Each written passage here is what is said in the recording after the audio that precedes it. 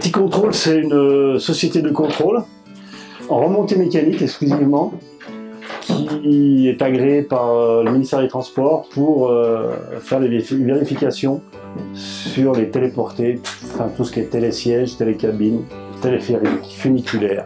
Nous faisons du contrôle de câble et de la visite annuelle. Là, nous sommes en visite annuelle actuellement.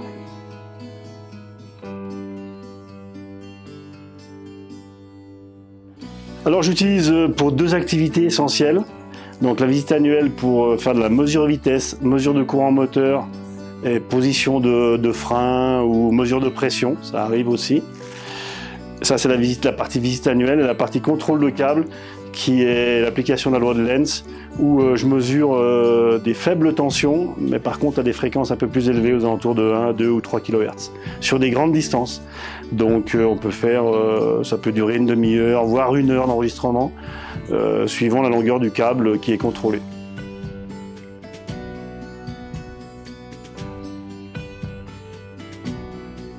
Ce qui m'intéressait sur le CFRAM, pas de bouton, donc pas de commutateur qui va vieillir, puisque tout passe par l'écran, il y a un seul bouton qui est le marche-arrêt, donc ça m'allait bien.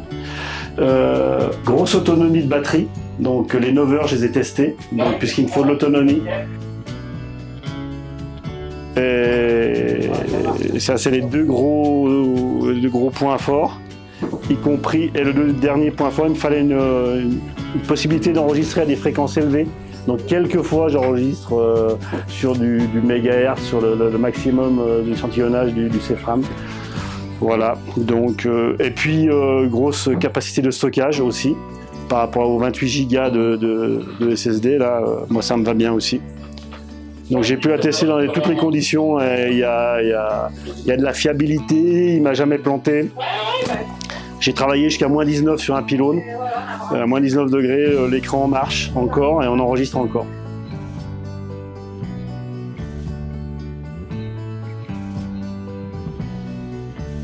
Alors pourquoi votre produit par rapport aux concurrents? Je l'ai déjà dit, c'est vraiment la facilité de mise en œuvre et l'autonomie. En visite annuelle et surtout en contrôle de câble. En contrôle de câble, il ne faut pas que je sois sur 50 Hz, donc il faut que je sois toujours sur la batterie. Et ça, l'autonomie de la batterie, c'est absolument parfait.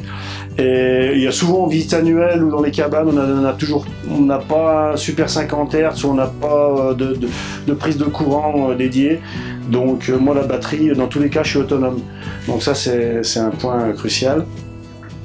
Et puis, et voilà, c'est vraiment le point crucial. Et puis la sauvegarde sur clé USB qui, avec la photo, moi en visite annuelle, je me sers beaucoup aussi de tout ce qui est photo écran.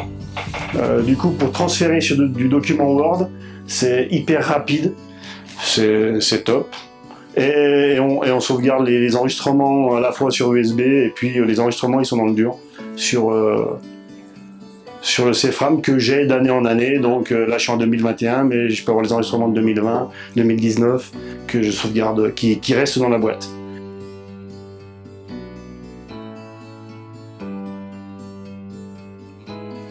En visite annuelle, c'est vraiment la fonction photo-écran juste à côté du bouton marche-arrêt.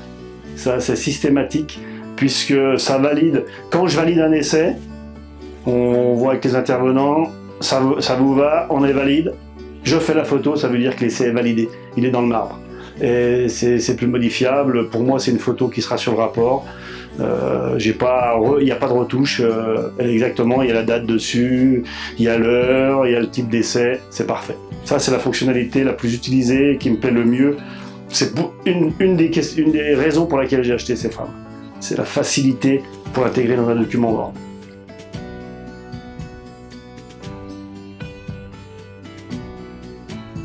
Alors en visite annuelle, non, pas de logiciel externe, quelquefois le CFRAM Viewer, très peu, mais en contrôle de câble, systématiquement je travaille avec FlexPro, sur lequel j'ai développé une application avec FlexPro, avec Wezang, pour la recherche de défauts. Voilà, donc une pré-automatisation du traitement du signal, et après un petit traitement du signal derrière. Voilà. FlexPro à 100% sur le contrôle de câble.